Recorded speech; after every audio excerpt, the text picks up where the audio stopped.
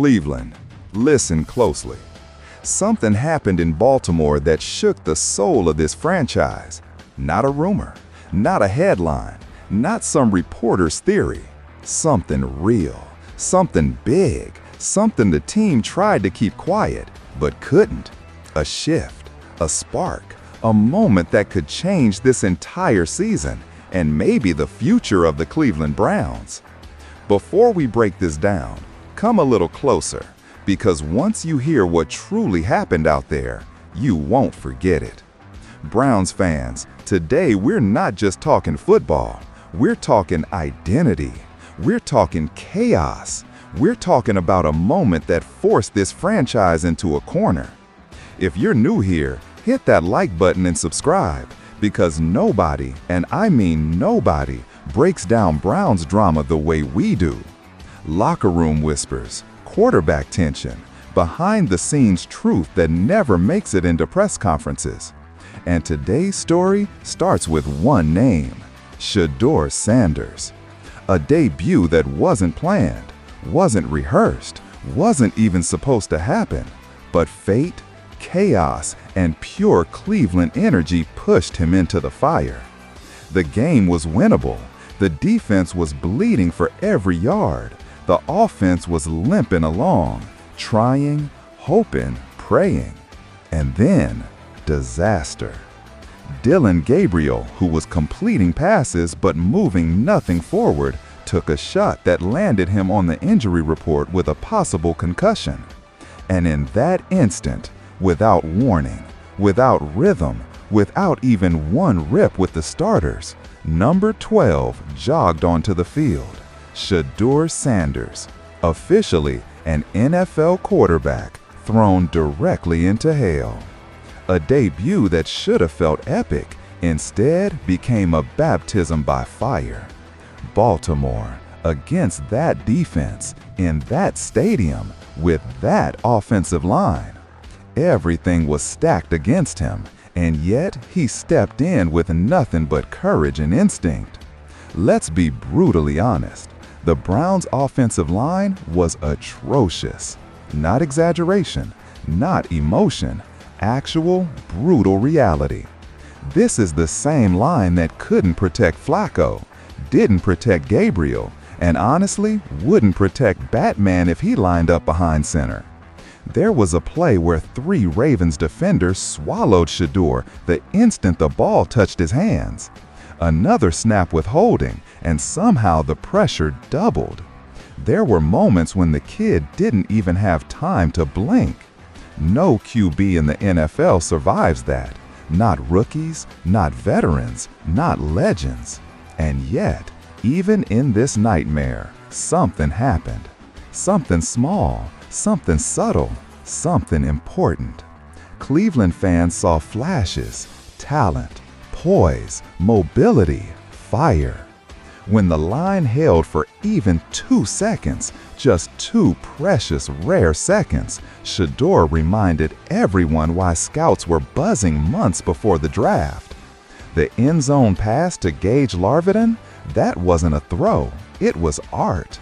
Placed perfectly, timed perfectly, executed like a QB with 5 years of experience. Ozier broke it up, maybe with a sprinkle of pass interference, but the placement? Elite.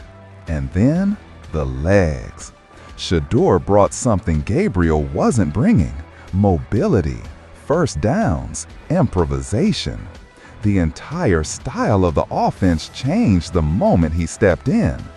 The fourth quarter felt like a Hollywood scene, the stadium vibrating, the Browns defense refusing to die, Myles Garrett playing like a video game cheat code. And then it came, the drive.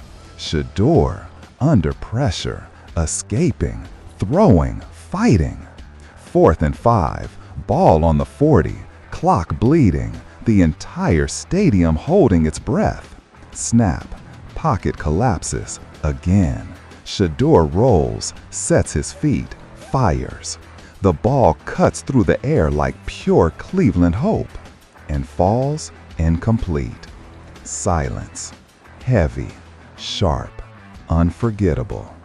After the game, Kevin Stefanski dropped a truth bomb. This was Shedeur Sanders' first ever snap with the first-team offense. Read that again.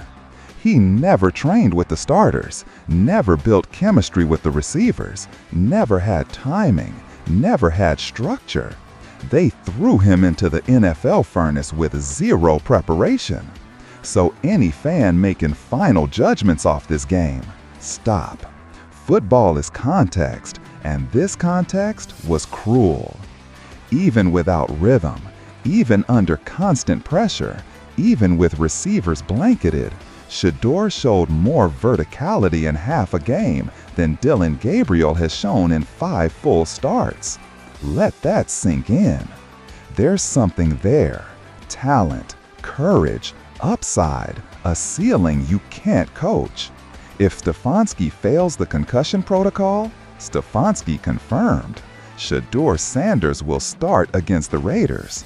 And that will be the first fair evaluation, with reps, with preparation, with actual NFL rhythm. In the middle of this chaos, Myles Garrett played the game of his life. 4 sacks on Lamar Jackson, 5 tackles for loss, 5 QB hits, against one of the hardest quarterbacks to sack in the entire league. Garrett isn't just playing well, he's playing like the Defensive Player of the Year. No debate, no comparison.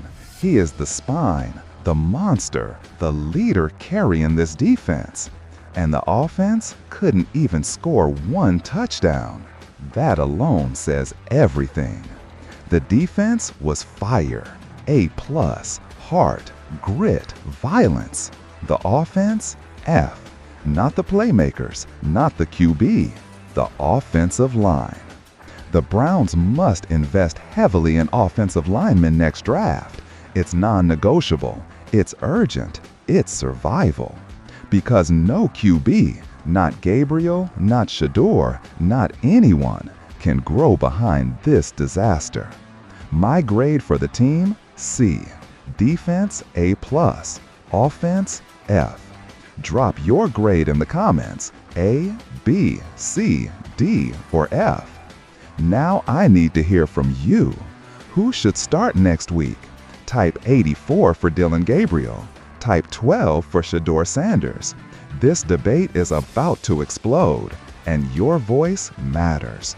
If you believe Shedeur deserves a real chance, hit that like button. If you want the full breakdown leading up to Raiders Week, subscribe, because this is only the beginning. Cleveland, we feel everything deeply here. Every win, every loss, every spark of hope. This is the Browns.